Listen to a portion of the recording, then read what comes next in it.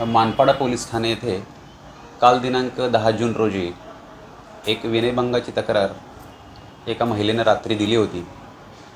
त्यानुसार विनयभंगाचा गुन्हा दाखल करण्यात आला होता.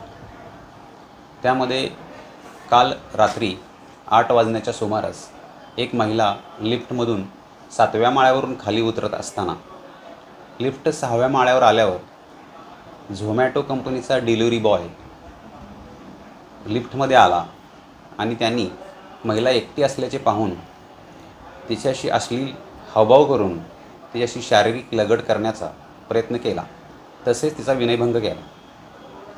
त्यावेळी सदर महिलेने प्रसंगावधान राखून त्याची कॉलर पकडण्याचा प्रयत्न केला, परंतु तो पळून गेला. विशेष म्हणजे त्या महिलेनं कोणतीही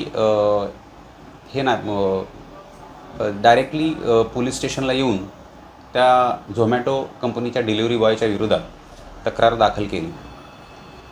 पोलिसांनी तांत्रिक साधनांच्या मदतीने आणि त्या परिसरात फुटेज नव्हतं तरीसुद्धा त्या झोमॅटो कंपनीकडे पत्रव्यवहार करून त्याचा मोबाईल क्रमांक प्राप्त करून त्याचा शोध घेऊन त्याला लागलीच शिताफीनं अटक केलेली आहे.